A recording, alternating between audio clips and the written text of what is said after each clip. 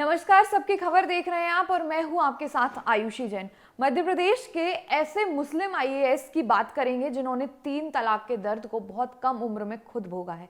जी हां, मैं बात कर रही हूं देश के जाने माने उपन्यासकार और मध्य प्रदेश कैडर के आईएएस नियाज खान की।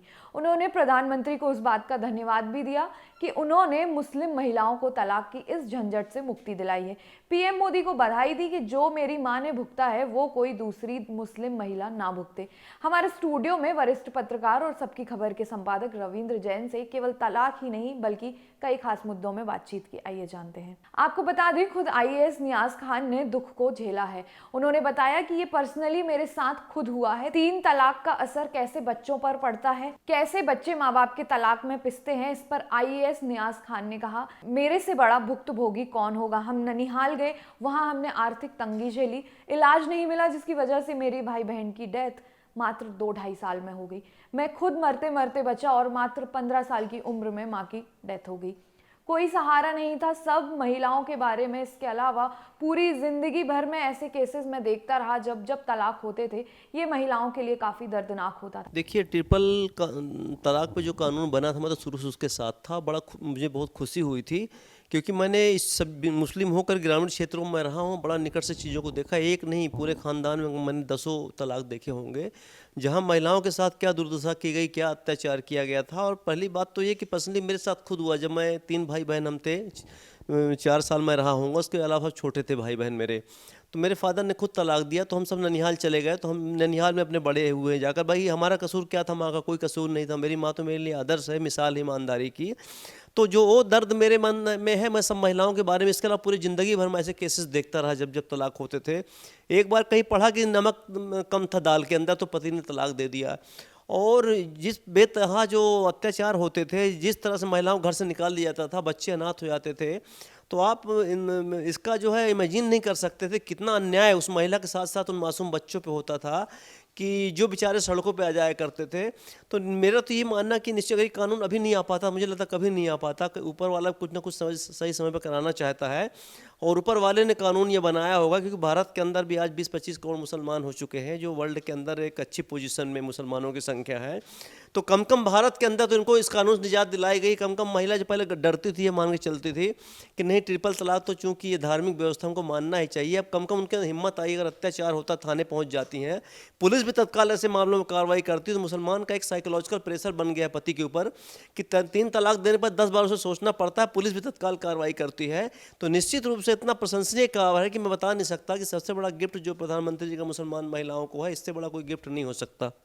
उनका कहना है, भारत तो न्याय का देश है, सनातन धर्म माना जाता है। ऐसे में जहां हर तरफ मानव कल्याण की बात हो रही हो, वहां अन्याय कैसे हो सकता है। इसीलिए जो भी हुआ उसको 1400 साल पहले बंधे हुए बंधन को हमें तोड़ना पड़ेगा। दुनिया इस्लाम के नाम पर जो झेलती रही है उसको रोकना पड़ेगा। धर्म को नहीं, संविधान को ऊपर रखना होगा। शादी कॉन्ट्रैक्ट नहीं है जिसमें आप किसी महिला को लेकर आ गए और जब मन किया तो छोड़ गए। देखिए, जो भी 4-14 साल पुराना इस्लाम धर्म है और जो परिस्थितियां उस समय की रही हैं पूरी तरह बदल चुकी हैं। अब डेमोक्रेसी आ गई, लोकतंत्र आ गए, खासकर डेमोक्रेसी जहाँ जहाँ मुस्लिम देशों के अंदर है।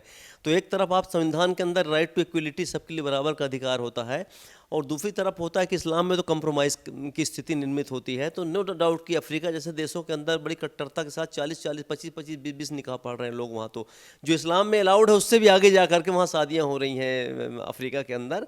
लेकिन जब हम डेमोक्रेसी में अंदर रहते हैं और 14 साल पुरानी चीज़ों को हम आज लागू नहीं कर सकते, अदरवाइज लोकतंत्र का है, यदि राइट टू इक्वलिटी दी गई, सबको बराबर अधिकार है, तो अगर हम ये उसको फॉलो करते हैं तो हमारा संविधान का जो है उल्लंघन होता है। और संविधान सबसे बड़ा किसी देश के लिए होता है। ऊपर चीज़ है कि संसार बदल चुका है, मॉडर्नाइज्ड हो गया है। हर तरफ अधिकारों की बात होती है, मानव अधिकारों की बात होती है, लेबर के अधिकार की बात होती है, कर्मचारियों के अधिकार, तो महिलाएं भी तो इंसान है, उनके अधिकारों की बात हो रही है। चूँकि भारत डेमोक्रेटिक स्टेट है, यहाँ पे ये बर्दाश्त नहीं किया जा सकता कि आपके जो भी धार्मिक के अंदर प्रावधान है वो उसको ऊपर माना जाए या संविधान को माना जाए। तो हमने संविधान को ऊपर मान कानून पास किया है। और अच्छी चीज़ ये है कि देखिए, महिला भी इंसान है, वो भी कोई पशु नहीं है कि किसी को आप खरीद के लाकर घर में बांध दिए। इंसान है भाई, उसके फंडामेंटल राइट्स हैं, अपने सारे मौलिक अधिकार उसके पास है। तो हम उसको केवल कॉन्ट्रैक्ट मानते हुए उसको घर से भगा दें तो ये अन्याय है। अब भारत देश तो ऐसे न्याय का देश माना जाता है, सनातन धर्म का देश माना जाता है, जहाँ पशुओं के लिए कल्याण, जीवों के लिए कल्याण, पशुओं के लिए कल्याण, प्रकृति के लिए कल्याण की बात होती है। तो उस देश में जहाँ हर तरफ जो है मानव कल्याण की बात होती है, उनके नाक के नीचे ऐसा अन्याय कैसे हो सकता है। इसलिए जो भी हुआ है उसको 14 साल पहले बंधे हुए बंधन को हमको तोड़ना पड़ेगा। हर जगह मॉडर्नाइजेशन और टर्की जैसे देश में जबरदस्त मॉडर्नाइजेशन होगा है। समय के साथ साथ हम उन चीज़ों पे या जो अन्याय जो आता झेलते दुनिया इस्लाम के नाम पे झेलती रही है, उसको रोकना पड़ेगा अब। ब्राह्मणों की हमेशा तारीफ और बटोगे कटोगे नारे पर जब उनसे सवाल पूछा गया तो उन्होंने कहा, इतिहास आप पढ़ेंगे तो देखेंगे जितने वेदों की रचना ब्राह्मणों ने की है, कैसे यज्ञ होंगे, कैसे संस्कार निभाए जाएंगे, किस प्रकार से देहांत होने के बाद जो संस्कार किया जाता है वो होगा। इसको लेकर पूरी पद्धति ब्राह्मणों ने जानी। उनका आईक्यू बहुत तेज होता है। आप कहीं भी देख लीजिए, ब्राह्मण बैठा होगा, उसका दिमाग बहुत साफ रूप से दिखाई देगा, जिस प्रकार से यहूदी होते हैं। तो मेरा ब्राह्मणों को सपोर्ट करने का तरीका साइंटिफिक और वैज्ञानिक है। रही बात बटोगे कटोगे की, तो हम तो सब एक हैं, एक जनरेशन के। हम सबके सब हिंदू थे। एक जमाने में जो विदेशी ताकतें आई 1000 साल पहले, मुसलमान आए और डरा धमकाकर कन्वर्ट कर गए। तो आज मुसलमान 20 करोड़ हो गए। इसमें कोई सऊदी अरब से नहीं आया, ना ही कोई अफगानिस्तान से, सब हिंदू ही थे। हम अगर सबकी डीएनए की टेस्ट भी कराएं तो पहले 1000 साल पहले सब हिंदू ही थे। विदेशियों ने हमें आके बांट दिया। ब्राह्मण जिस प्रकार से पूरी दुनिया में यहूदी इजराइल के जाने जाते हैं दिमाग के लिए, आपको पता 19 नोबेल प्राइज ले चुके हैं, 50-55 लाख की आबादी है वहाँ पे। उसी प्रकार से भारत के अंदर ब्राह्मण की संख्या भले 5-7% हो, लेकिन जब इतिहास आप पढ़ेंगे देखेंगे जितने वेदों की रचना ब्राह्मणों ने की है, व्यास मुनि ने इनको कंपाइल किया सारा जा करके। तो शुरू से लेकर कैसे यज्ञ होंगे, कैसे जो है संस्कार निभाए जाएंगे, किस प्रकार से देहांत होने के बाद इनका जो है दाह संस्कार किया जाएगा, शुरू से लेके पूरी पद्धति 3-4 हज़ार से ब्राह्मणों ने किया था। और आईक्यू को तेज आप कहीं देख लीजिए, ब्राह्मण बैठा होगा बहुत शार्प दिमाग का होता है, जिस प्रकार से यहूदी होते हैं। तो मेरा ब्राह्मणों को करने का सपोर्ट साइंटिफिक है, वैज्ञानिक है, उनके आईक्यू को लेकर के है। और ये बात भी सही, दुनिया में सबका आईक्यू बराबर नहीं होता। श्वेतों ने सब चीज़ें बनाई दुनिया के अंदर, अश्वेत देशों के अंदर हर चीज़ श्वेतों की यूज़ की जा रही है। तो दिमागी लेवल पर आप नहीं कर सकते कि ईश्वर ने सबको बराबर बनाया है। किसी को ज़्यादा दिमाग दिया है, किसी को कम दिया है, ये तो सत्य है। दूसरी चीज़ ये है कि जब कटो बटो माँ, तो हम तो सब एक ही जनरेशन हमारा, हम सब के सब हिंदू थे एक जमाने में भारत के अंदर प्राचीन काल से। विदेशी ताकतें आई, 1000 साल पहले मुसलमान आए, किसी को तलवार से डराया, किसी को पद का मोह दिया। सारे हिंदू और जो भी आपके अलग अलग धर्मों के लोग हैं, बौद्ध रहे होंगे, आज जितना सब कन्वर्ट होते गए मुसलमान के अंदर, तो आज हम 20 करोड़ हो गए। इसमें कोई सऊदी अरब से नहीं आया है, ना अफगानिस्तान से आया है, ये सब के सब हिंदू थे। अब मुझे लगता है अगर डीएनए की जांच करा ली जाए सबकी, तो 1000 साल पहले हर हिंदू परिवार से एक मुसलमान निकला होगा। सब हमारा ही खून है, कुछ नहीं है, केवल विदेशी लोग आके हमको बांट दिया आपस में।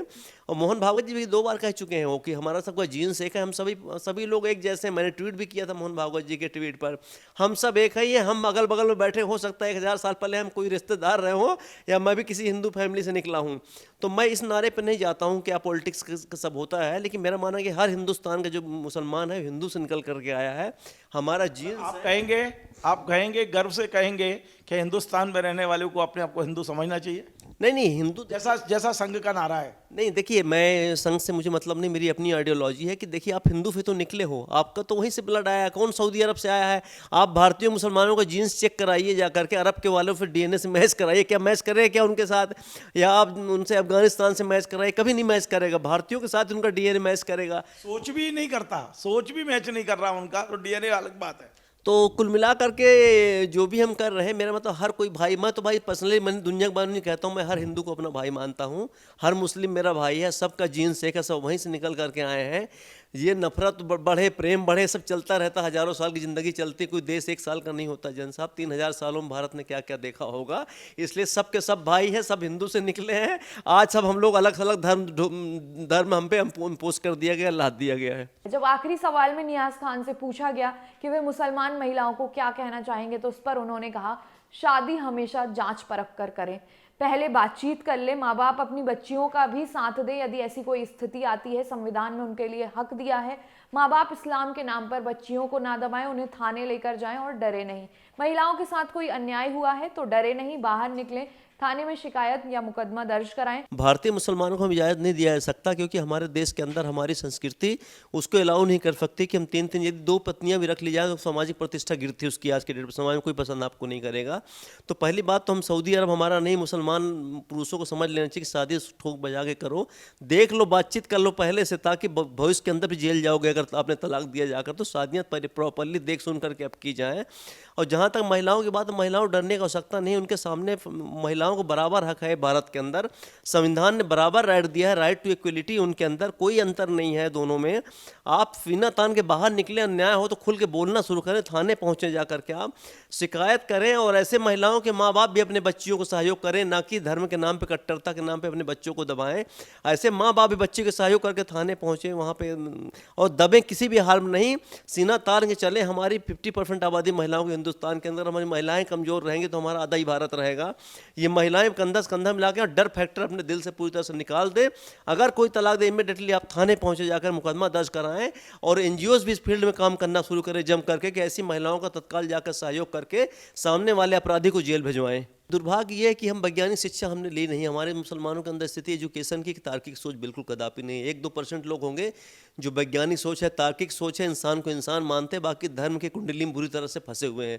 जब तक मुसलमान पढ़ लिख कर मॉडर्नाइज नहीं होंगे, साइंस नहीं पढ़ेंगे, मदरसे के साथ साथ मॉडर्न एजुकेशन नहीं लेंगे, अंग्रेजी नहीं सीखेंगे, आधुनिक एजुकेशन पर, तब तक मुसलमान उस लेवल से, तार्किक लेवल पर उठ नहीं पाएंगे। इसलिए मैं ज़्यादा नहीं कहूँगा, उनको भी आवश्यकता ये है कि एजुकेशन के लिए सभी मुसलमान ध्यान दें, ताकि हमारे जो नागरिक तैयार हों, वैज्ञानिक सोच के नागरिक तैयार हों, सबको भाई मान चले। और एक अरब की कट्टरवादिता है, एक नैरो सेल से बाहर निकले, तभी हम कुछ कर पाएंगे। अभी तो हमको पढ़े लिखे हिंदू भाइयों का भी सहारा लेना पड़ेगा इसमें। यदि आपको हमारी ये खबर पसंद आई हो तो जुड़े रहिए सबकी खबर के साथ।